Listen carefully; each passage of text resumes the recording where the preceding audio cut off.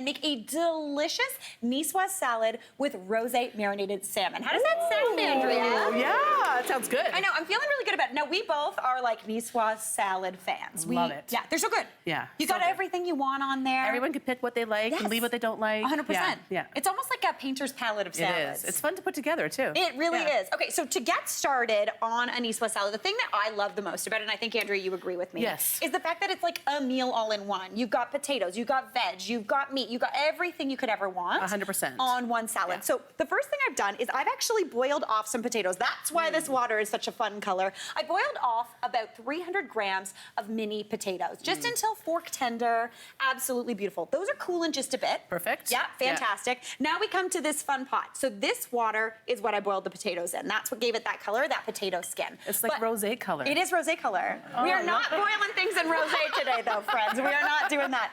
But I did season this water before I cooked those potatoes. Okay. But now I'm going to blanch some green beans. And if you want, I know. In the same water? In the same water. Stop it. We're not boiling water twice. Oh, genius. Nightmare. Love Honestly, I hate boiling water. Once it's boiling, I'm cooking everything in it. Perfect. So the first thing I'm gonna do is, I have salt in here already from those potatoes, but since I'm looking to keep a beautiful green color on these green beans, I'm adding in a good amount more salt. That's gonna help lock in the color. I know it looks like a lot, guys, but most of that— Everyone's freaking I know, out. everyone's like, Mary, reel it in. But that salt locks in that color and flavor, and most of it just goes down the drain. Really, not a lot of it gets into those green beans. So speaking of those, I've got about 2 handfuls here. They're trimmed, they're looking beautiful, and I'm just gonna add those on into that boiling water, and I just wanna cook them for about 1 to 2 minutes, just until they are bright green looking. When you're blanching, you're just looking for crispy, delicious, like texture and bright green color. And you know, some people make the mistake of putting lemon in that water because they think it's going to keep them nice and green, but it actually does the opposite for beans. It makes them brown. Yeah, so don't do lemon. Don't do lemon. And if you do want lemon on it, a little zest would be great. Serve the lemon on the side, because then they don't turn brown. Because I don't know if anyone else has like memories of like brown beans overcooked, that started soggy. off as green beans. Yeah, not great. All right, well, I do this, Andrea. I feel like we might need a little tip, Paul. Okay. Do we want to pour some rosé? I don't mind if I do, I mean, Mary. fantastic. Like, You are the drink queen yeah, today. let's do this. I Beautiful. love it. All right, so we're going in with a delish. Like, I like to use a dry rosé. So for this recipe, I like, anytime I'm pairing wine and food, if the wine's used in the recipe, that's what I'm going to pour on the table too. It somehow just works. It does work. Speaking of that, actually, before you cap that up, would you? There's salmon in a bag. Okay. Would you dump? That's about 400 grams of salmon. Would you give it a glass as well? Okay, we're all right. Yeah.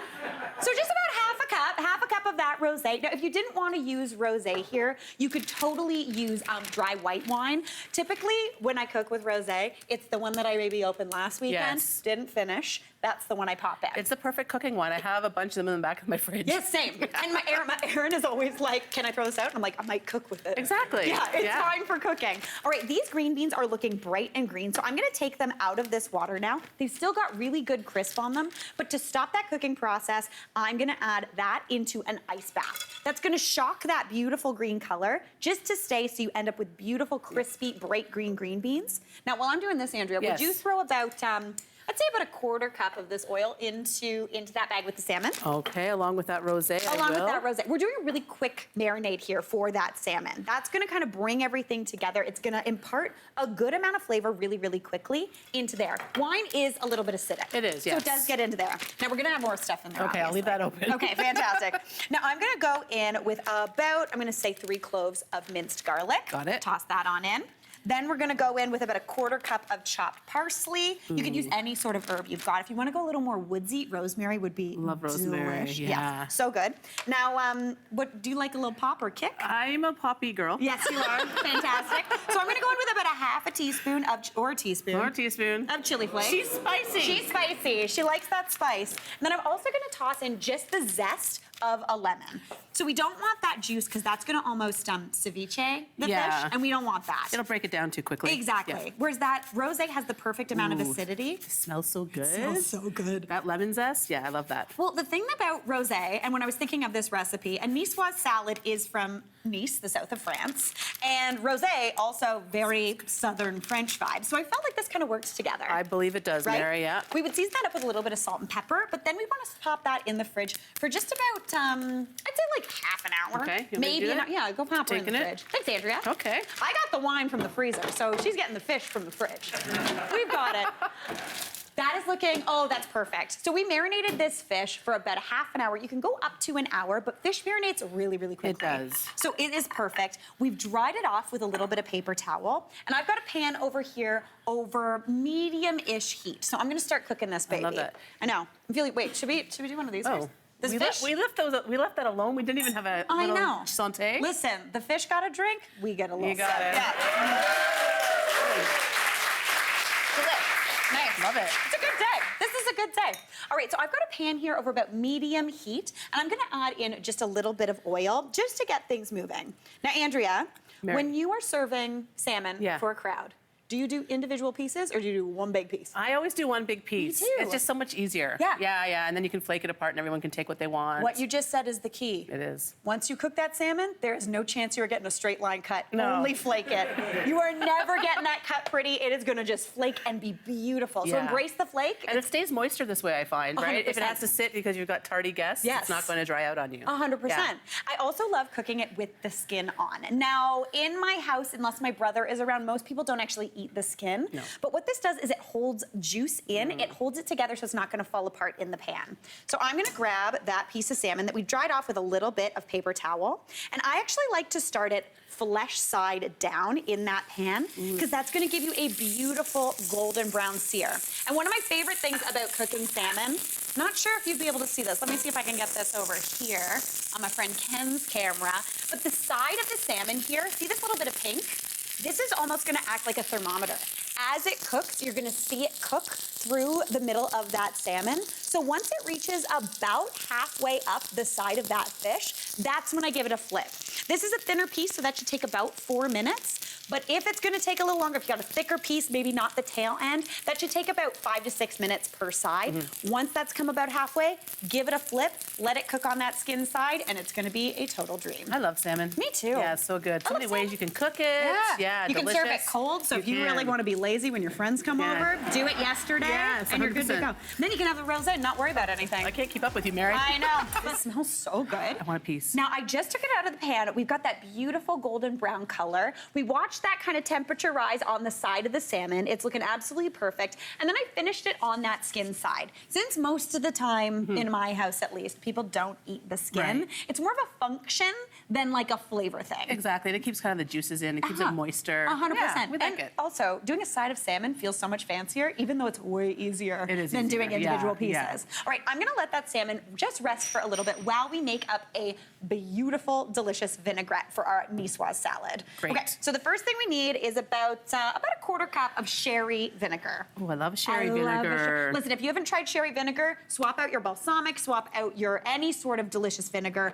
With it, you will not be disappointed. But if you don't have sherry, red wine vinegar, white wine vinegar, anything like that would work perfectly. Fantastic. Now, anytime I'm making a vinaigrette, I like to add in anything that could use a little bit of a pullback or a little bit of a pickle. Okay. Right into the vinegar. Smart. Yes. Yes. So first up, we're going with half of a shallot because Okay. we are in France after all. We Ooh, are I in love Nice, shallot. right? If you're not buying shallots, you got to start. I know. You just grab them, start cooking with them because they're so delicious. They are so delicious. Yeah. And anytime you maybe don't want to use a whole onion, just use one shallot because it's like the Yeah. size of half of an onion. It's such a beautiful flavor. It is. If you don't have shallot, though, red onion would work really nicely Okay. here. Even like a green onion, if you're in a pinch, would be delicious. Okay. Andrea does not like that swap. I'm not going for the green no, onion, not but in all that right. one. All right. Now I'm also going to add in a clove of minced garlic. Again, by putting it into the vinegar, it almost lightly pickles it, so it's not as punchy. Yeah, It's not like that's you're great. eating raw garlic Like and a an big onion. piece of garlic that No. you got to chomp on. I mean, do I like that? Yes. Does everyone like that? No. Surprise, surprise. Surprise! Welcome to my house. Have fun. Here's a toothbrush. Yeah. All right. Now into there, I'm gonna get Andrea to add, I think, one of your favorite ingredients. I think this has my name on it, actually. Yeah. Is it a little bit of mustard? A little bit of grainy mustard. What do you want? Like two 2 tablespoons. 2 tablespoons. Yeah, I go roughly. big on mustard whenever I'm doing some sort of vinaigrette. Perfect. And then in addition to that mustard, I'm also adding in about a tablespoon of maple syrup. Ooh. Yeah. We're going from France to French Canada. Yeah. So we've I got love it. that pairing. It's really, really Yeah. good. And also, fun fact, mustard, Yes. emulsifier. Right, yes. Brings oil and vinegar together. Got it. maple syrup is also an emulsifier. Ooh, okay, so you got double emulsification happening here. Exactly. So I'm going to Beautiful. go in with half a cup of oil. We don't really need to whisk a bunch as we're adding because of all of that emulsification power. If you wanted to, you could do this in a jar Want me and to just whisk? give it Will a you good shake. pour? Yeah, let's do that. I mean, like some, Some teamwork? some teamwork is the dream. It makes the dream work, That's Andrea right, Buckett. you know it. What a delight, what a delight. Now, I know you're a fan of this bowl. We're just having a time today. It's going to be good. It's Rosé Day. I know. I love it. I'm going to season that up with a little bit of salt. Beauty. A little bit of pepper as well. We got our pink pepper mill just to really go for the scene. Looking beautiful. All right. And then what we're going to do is just build this salad. Honestly, Perfect. that's looking great to me. Great. Thick, beautiful, delish. All right. Now, to build this salad, it is a composed salad, which means you get all of your little bits and bobs and you place them on that lettuce. It's like a palette. It's like a palette, Yeah. like a painter's palette. We're going very like Picasso, very Van Gogh, very Renoir. He's French. There you go. Yeah. You'll get there. We Mary. got it. We got it. All right. Now I've got 3 hard-boiled eggs. You could also do them jammy. Would you mind having those for me, Andrea? Absolutely. While you do that, I'm going to start arranging this salad. So I'm going to add some of those beautiful potatoes on that we cooked earlier. I almost like to do it in quadrants so everyone can kind of pick and choose what they want to eat. Ooh, So we got Mary, that, right? these eggs Those are perfectly- perfection. Look at these eggs. What is happening? No big deal. Like little Jammy. jammy jewels of Ooh, goodness. it's like extra Yeah. sauce. We are sauce fans. Am I gonna put Just these feel on? free, place those babies on. We've also got a little bit of some tomato for some juiciness. Again, just go around, giving it all those little bits and bobs. Ooh, Now, yeah. Niçoise salad always has an olive on it. If you can find Niçoise olives, go for it. But I've got these beautiful kind of like rich, almost kind of like caramelly black olives. Ooh, those are delicious. Yeah, if you can also find calamatas, those would be perfect as well. Now, Andrea, would you mind flaking up a little bit of this fish and put it on I there? will do that. Love that. This is easier too because like look how gorgeous little Look at that. portions, Look right? at that little bit of fish. You can- Oh, yeah. just like pop it off. Those green beans go right on as well. Little bundles of those. This is clearly where we're having fun.